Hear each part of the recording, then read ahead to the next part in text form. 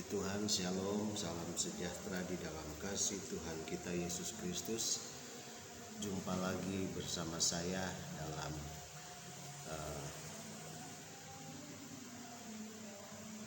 dalam penyampaian kebenaran firman Tuhan. Masih berbicara mengenai akhir zaman. Nah, terakhir kita sudah lihat sampai kepada materai yang kelima. Materai yang kelima itu berbicara mengenai orang-orang percaya yang mati untuk Tuhan atau mati syahid atau martir. Nah, kita sudah lihat bahwa Yesus berkata kepada mereka, kepada jiwa-jiwa yang ada di surga, kepada mereka yang mati karena Kristus atau martir, mengatakan kepada mereka bahwa bersabar karena jumlah kawanan atau jumlah orang-orang yang mati syahid itu belum genap. Nah, sekarang kita mau lihat mengenai kelanjutan dari materai yang ke-6. Kita sekarang masuk kepada materai yang ke-6 dan kita akan melihat kebenaran firman Tuhan mengenai materai yang ke-6. Saya akan membacakannya di dalam Wahyu pasalnya yang ke-6. Wahyu pasal 6 ayat yang ke-12 sampai ayat yang ke-17. Firman Tuhan berkata begini, "Maka aku melihat ketika anak domba itu membuka materai yang ke-6, sesungguhnya terjadilah gempa bumi yang dahsyat, dan matahari menjadi hitam bagaikan karung rambut, dan bulan menjadi merah seluruhnya bagaikan darah. Dan bintang-bintang di langit berjatuhan ke atas bumi bagaikan pohon ara menggugurkan buahnya yang mentah apabila ia digoncangkan angin yang kencang. Maka menyusutlah langit bagaikan gulungan kitab yang digulung, dan tergeserlah gunung-gunung dan pulau-pulau dari tempatnya. Dan raja-raja di bumi dan pembesar-pembesar serta perwira-perwira dan orang-orang kaya serta orang-orang berkuasa dan semua budak serta orang merdeka bersembunyi ke dalam gua-gua dan celah-celah batu karang di gunung.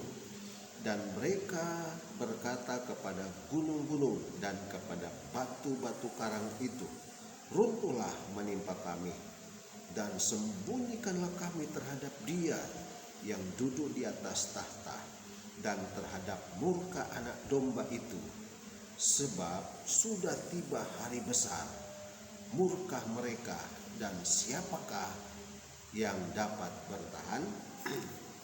Nah, puji Tuhan, saudara yang dikasihi oleh Tuhan.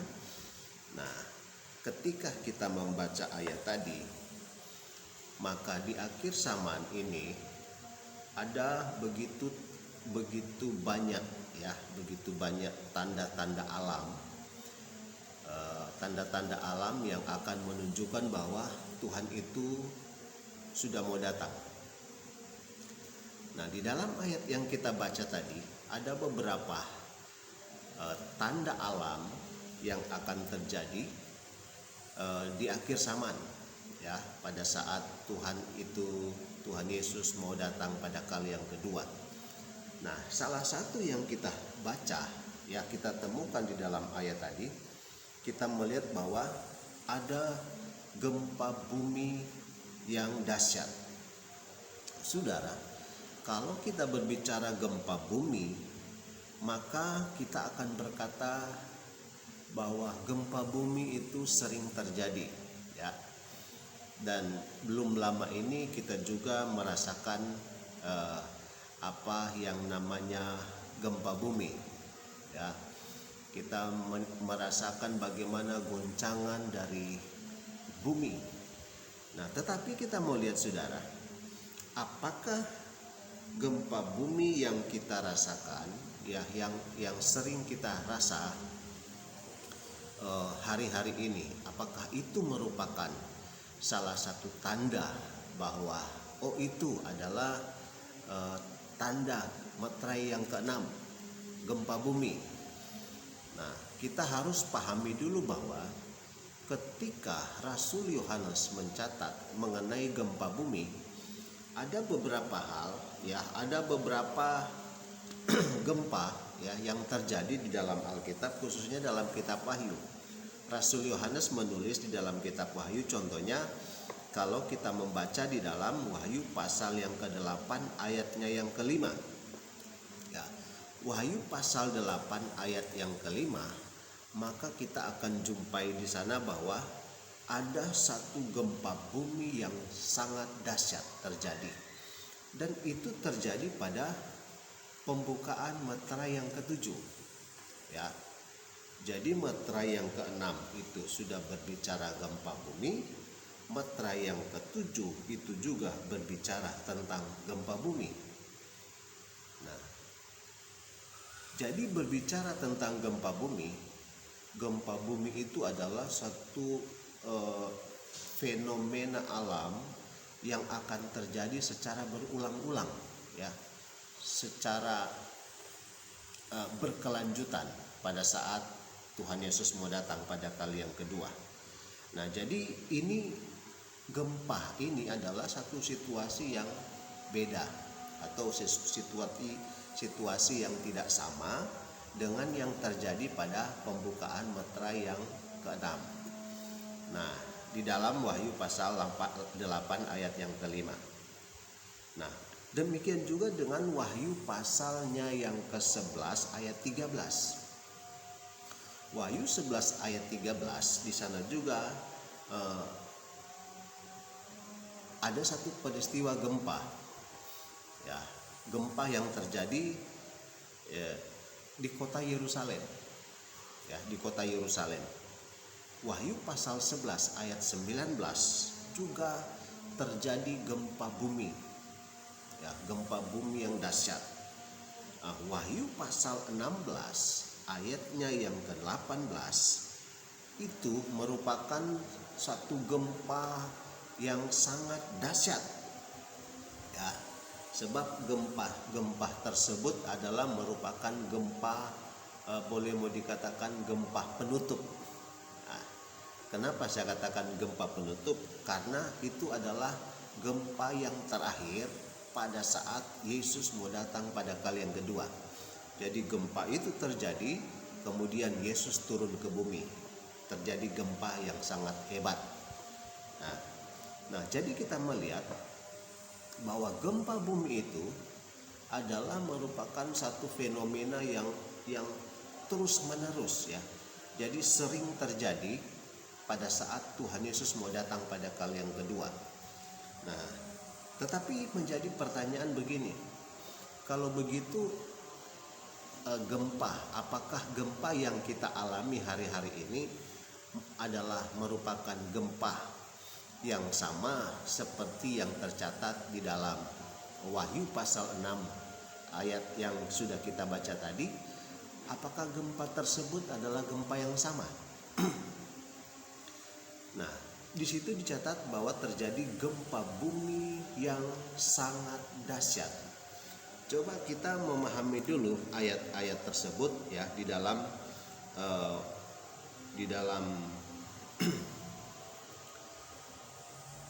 Yesaya. Coba kita baca di dalam Yesaya.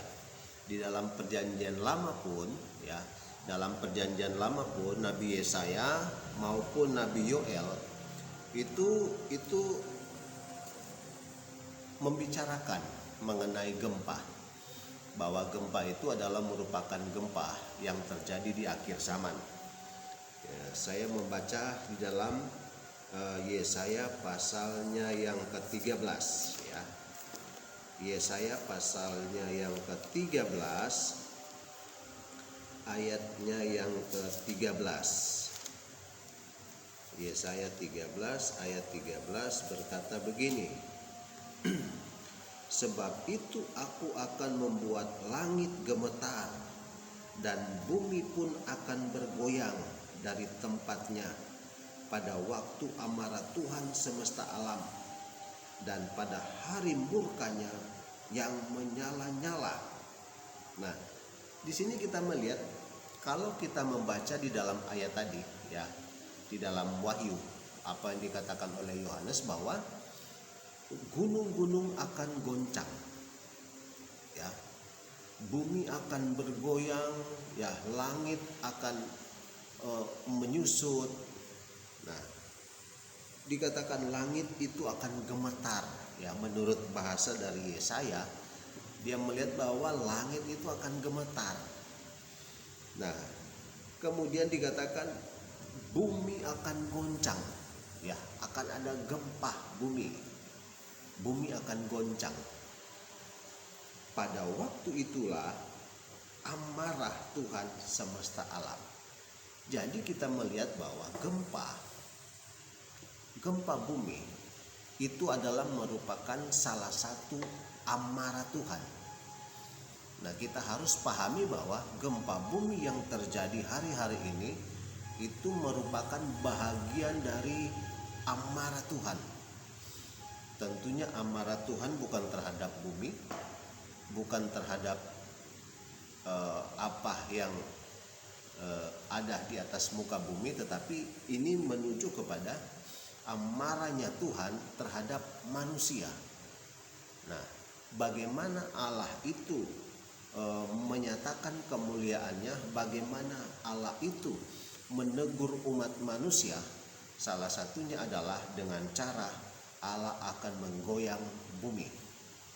Nah, ini gempa bumi.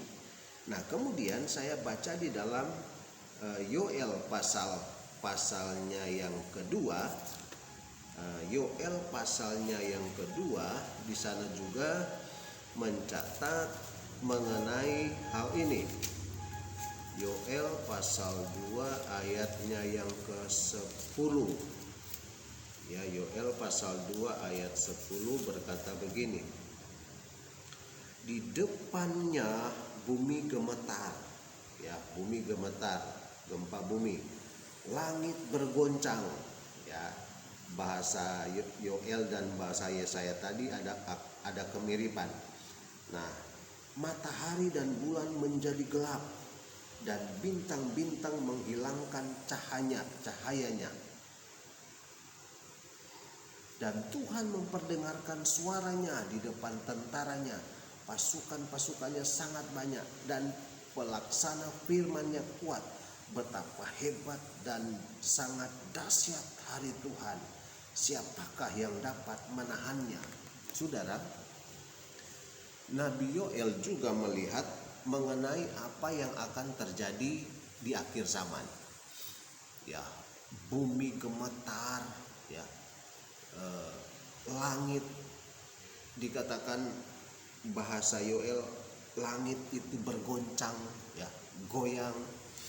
Nah, kemudian matahari dan bulan menjadi gelap. Nah, kalau kita kembali kepada kitab Wahyu, ya, kita kembali kepada kitab Wahyu yang kita baca tadi, maka kita akan temukan beberapa hal. Tentunya kita akan berpikir, apakah gempa bumi atau apakah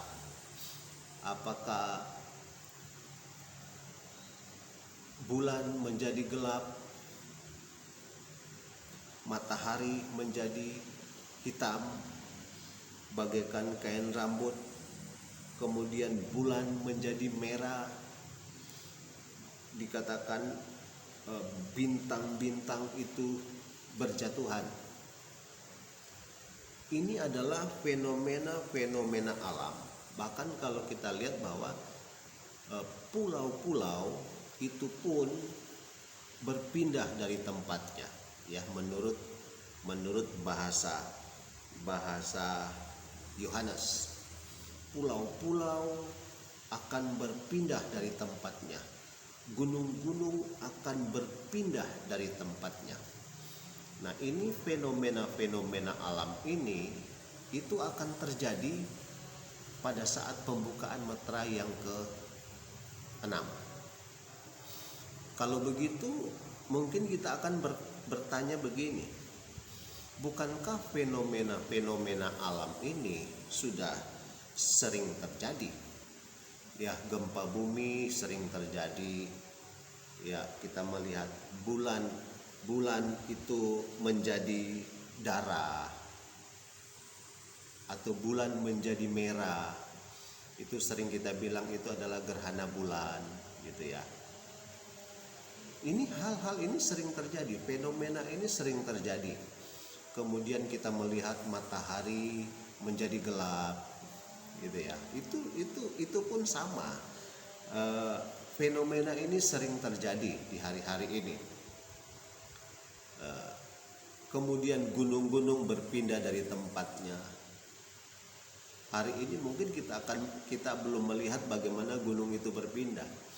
Tetapi kalau kita melihat fenomena-fenomena alam yang terjadi mengenai gunung, nah, ada kemungkinan yang dimaksud oleh Yohanes gunung berpindah itu adalah merupakan tanda bahwa kalau yang tadinya gunung masih berbentuk, tetapi nanti satu saat lama-lama gunung itu akan hilang.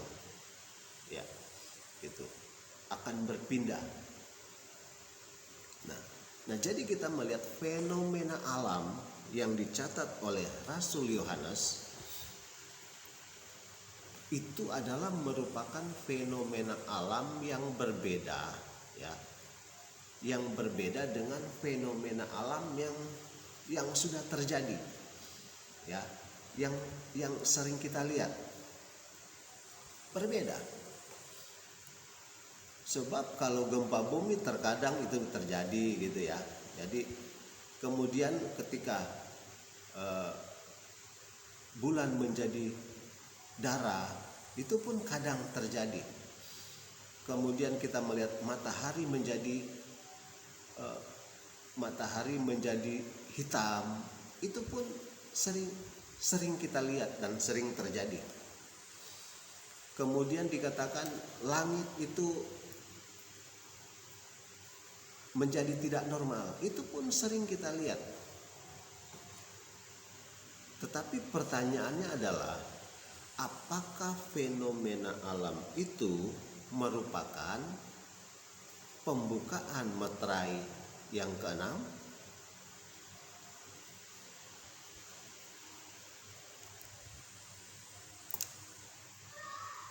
Kalau saya mengatakan bahwa itu bukanlah pembukaan meterai ke-6, sebab pembukaan meterai ke-6 mengenai fenomena alam itu akan terjadi dengan sangat dahsyat.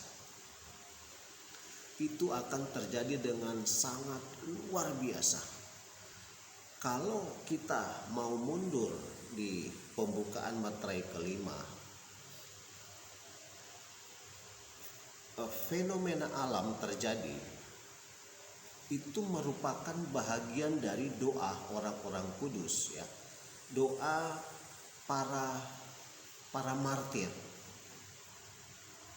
Itu adalah pembukaan meterai ke-6. Itu merupakan doa dari para martir, sehingga kita melihat fenomena itu terjadi mulai dari pembukaan meterai yang ke-6.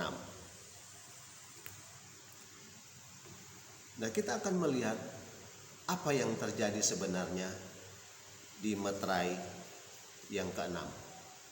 Coba kita baca baik-baik ayat yang sudah kita baca tadi. Kita akan membacanya dengan perlahan-lahan agar kita dapat memahami. Maka aku melihat, Yohanes melihat, ketika anak domba itu membuka meterai yang ke-6, sesungguhnya terjadilah gempa bumi yang dahsyat, dan matahari menjadi hitam bagaikan karung rambut, dan bulan menjadi merah seluruhnya bagaikan darah, dan bintang-bintang di langit berjatuhan ke atas bumi bagaikan pohon ara, menggugurkan buah-buahnya yang mentah apabila ia digoncang angin yang kencang. Maka menyusutlah langit bagaikan gulungan kitab yang digulung, dan tergeserlah gunung-gunung dan pulau-pulau dari tempatnya. Dari pembacaan yang kita baca, hal-hal apa yang kita lihat sehingga saya mengatakan bahwa fenomena alam yang terjadi sebelumnya itu berbeda dengan fenomena alam yang terjadi pada waktu pembukaan meterai yang ke-6. Kelihatannya sama, gempa bumi, kelihatannya sama, langit menyusut, kelihatannya sama, matahari menjadi gelap, kelihatannya sama, bintang-bintang berjatuhan atau yang kita kenal dengan meteor. Meteor pun sering kita lihat bagaimana bintang jatuh.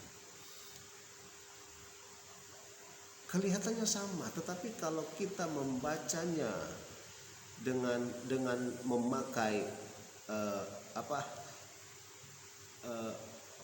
imajinasinya Rasul Yohanes, maka kita akan mengerti sebenarnya apa yang terjadi pada saat pembukaan meterai ke-6. Sebab kalau kita lihat, kita perhatikan ada satu kata yang sering muncul di dalam munculnya fenomena. Contohnya dikatakan begini: terjadilah gempa bumi yang dahsyat, dan perhatikan kata dan. Perhatikan kata dan pada saat fenomena itu muncul. Kalau kita membaca sesuatu lah ya, kemudian itu muncul kata dan, itu menunjukkan bahwa hal itu terjadi secara bersamaan. Ya. Matahari dan bintang dan.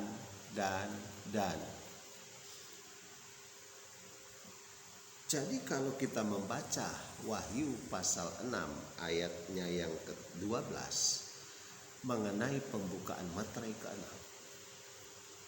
ini adalah fenomena yang sangat dahsyat. Yang biasanya kita melihat fenomena itu terjadi jarang-jarang dan terjadi satu, ya. Misalnya gempa bumi terjadi sendirian, kemudian kita melihat terjadi matahari menjadi gelap, kita melihat bulan menjadi darah, menjadi merah. Itu fenomena yang terjadi secara tidak bersamaan. Tapi meterai yang ke-6, fenomena alam yang terjadi, baik itu gempa bumi yang dahsyat, ya, baik itu bintang-bintang berjatuhan, baik itu langit menyusut, baik itu matahari menjadi gelap atau gerhana matahari, baik itu bulan menjadi darah, bahkan dikatakan gunung-gunung itu berpindah dari tempatnya, pulau-pulau berpindah dari tempatnya. Ketika pembukaan meterai yang ke-6, semua fenomena alam yang tercatat di dalam Wahyu pasal yang ke-6 ayat 12 dan seterusnya itu akan terjadi secara bersamaan. Wow. Ini pembukaan materai ke-6. Ingat, penghukuman Allah terhadap manusia yang hidup pada saat itu dimulai pada saat pembukaan materai ke-6. Doa orang-orang yang teraniaya, ya, doa orang-orang yang yang mati syahid, ketika mereka berkata, Tuhan, kapan Engkau akan membalaskan darah-darah kami? Tuhan bilang kepada mereka apa? Sabar, sebentar lagi. Teman-teman kalian belum genap. Saudara, kalau kita membahas mengenai kawan-kawan dari para martir, maka kita akan melihat materai yang ke-6,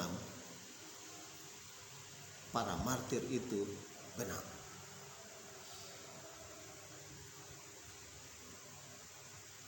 Itulah sebabnya kalau kita melihat materai yang ke-6 ini, firman Tuhan mengatakan kepada kita bahwa itu merupakan balasan Tuhan terhadap orang-orang durhaka. Balasan Tuhan terhadap orang-orang yang melakukan kejahatan.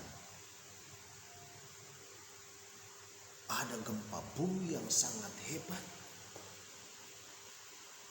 Bintang-bintang berjatuhan.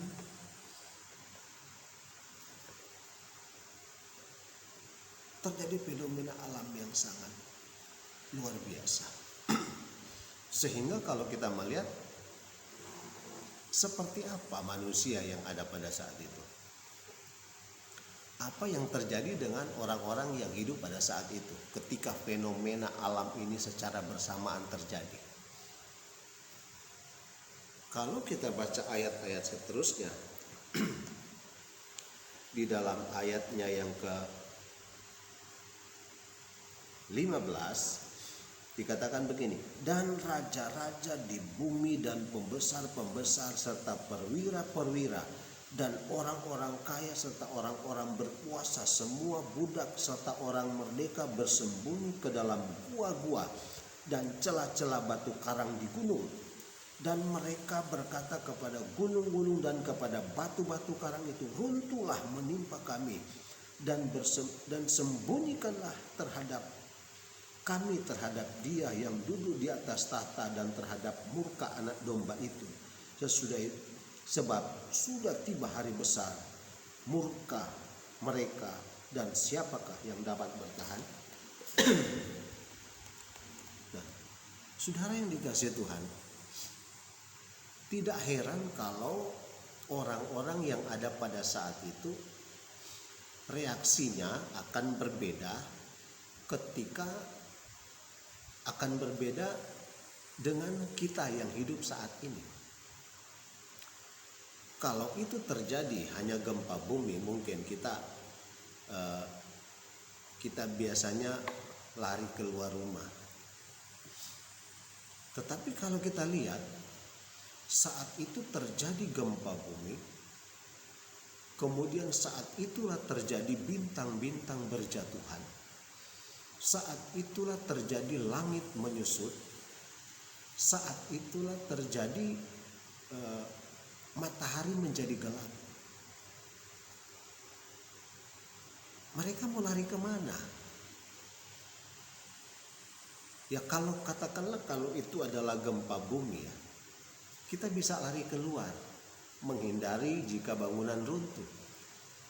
Tapi saat itu, saat gempa bumi yang sangat dahsyat, ya, gempa bumi yang sangat dahsyat itu bersamaan terjadi dengan matahari menjadi gelap, bulan menjadi darah, kemudian dikatakan bintang-bintang berjatuhan. Gempa bumi terjadi, orang akan menyelamatkan diri keluar dari rumah supaya selamat, tapi di luar itu kan ada bintang-bintang yang jatuh, meteor berjatuhan. Bukankah sangat berbahaya juga? Itulah sebabnya kalau kita baca di dalam ayat yang tadi, baik itu orang-orang pembesar, penguasa-penguasa, ya, raja-raja, bahkan dikatakan para budak, ya, orang-orang terkenal dengan orang-orang yang tidak terkenal, itu mereka semuanya sama-sama berlindung di suatu tempat. Mungkin kalau kita amati bahasa Yohanes, Yohanes kan pada saat itu dia berada dalam satu gua. Sehingga bahasa Yohanes itu dia melihat dia orang-orang ini berlindung di dalam satu gua. Nah, tentunya kan kita tidak akan bisa berlindung di gua. Nah, gua yang dimaksud tentunya itu merujuk kepada, bisa jadi itu adalah rumah kita sendiri.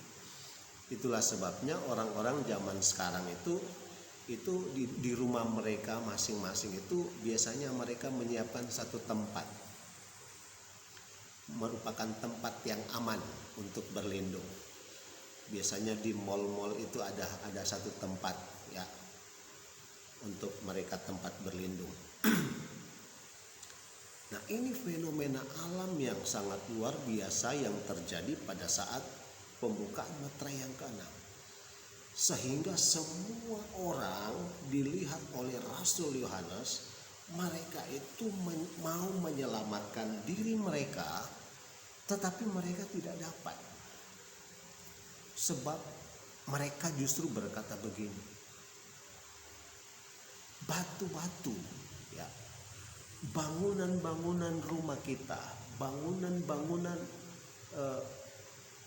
tempat kita menginap saat itu, justru orang-orang yang ada saat itu berkata, runtuhlah menimpa kami, runtuhlah menimpa kami. Bahasa mereka saat itu adalah agar supaya mereka mati saja. Mereka mati saja. Sebab fenomena ini merupakan fenomena yang luar biasa. Tidak ada tempat untuk berlindung. Tidak ada tempat untuk berlindung.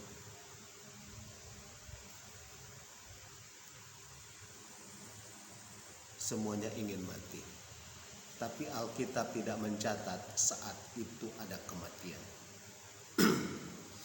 Artinya apa?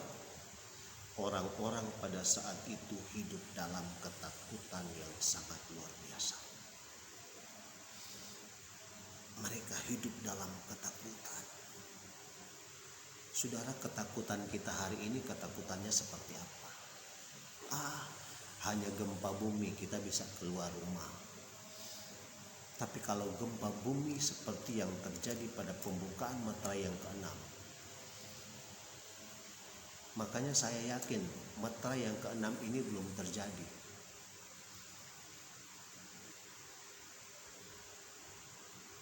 Dan itu akan terjadi. Itu akan terjadi. Pertanyaan kita adalah, di mana umat-umat Tuhan? Di mana orang-orang percaya saat itu? Kita mundur di pembukaan meterai yang ke-4. Bagaimana minyak zaitunnya Tuhan, minyak zaitunnya Tuhan dan anggurnya Tuhan itu mendapatkan satu prioritas, ya, mendapatkan satu prioritas tempat untuk terhindar dari bencana alam yang terjadi. Dengan demikian, orang-orang yang percaya kepada Kristus pada saat itu akan hidup dalam perlindungan Tuhan. Akan hidup dalam perlindungan Tuhan. Itulah sebabnya ada lagu lama yang berkata begini, baik berlindung terus dalam cintanya Allah, baik berlindung terus dalam naungannya di sanalah kita akan mendapatkan ketenangan. Dunia ini kita tidak bisa jadikan tempat untuk kita berlindung. Wah, orang-orang pada saat itu hidup dalam ketakutan. Inginnya mati. Ingin mati tetapi tidak mati.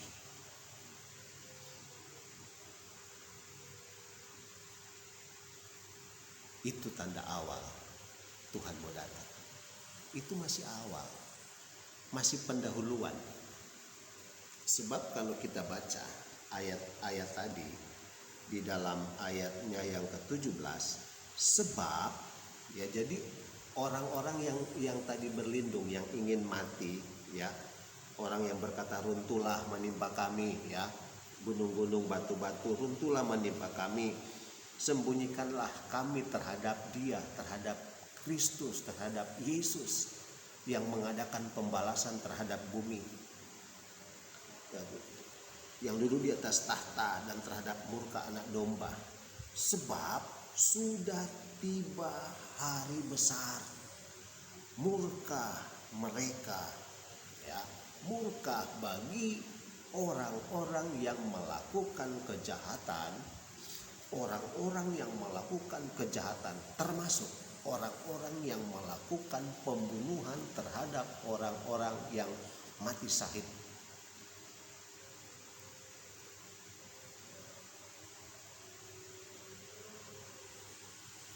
Jadi jangan berpikir orang-orang yang membunuh orang-orang percaya, yang membunuh hamba-hamba Tuhan, yang membunuh para martirnya Kristus,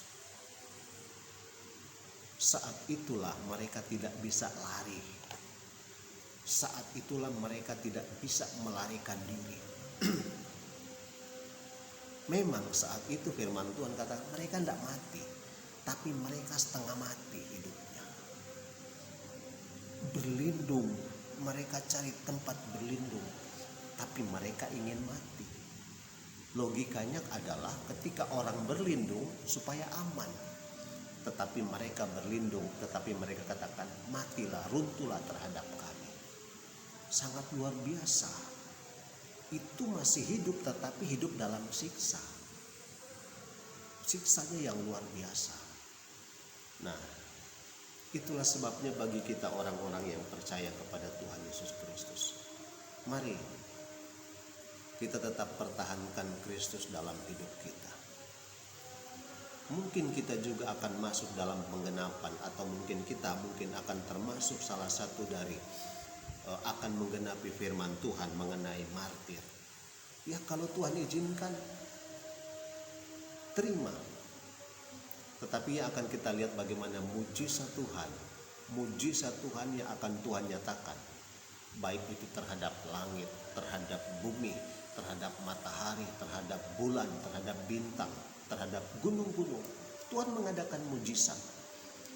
Jadi jangan kita berpikir mujizat itu adalah ketika kita sakit kita sembuh. Mujizat itu adalah ketika kita tidak punya apa-apa sekarang punya apa-apa. Tadinya kita miskin sekarang menjadi orang kaya. Mujizat itu bukan itu. Mujizat itu adalah sesuatu yang Allah kerjakan di luar nalar, di luar pikiran kita manusia. Itu mujizat Tuhan.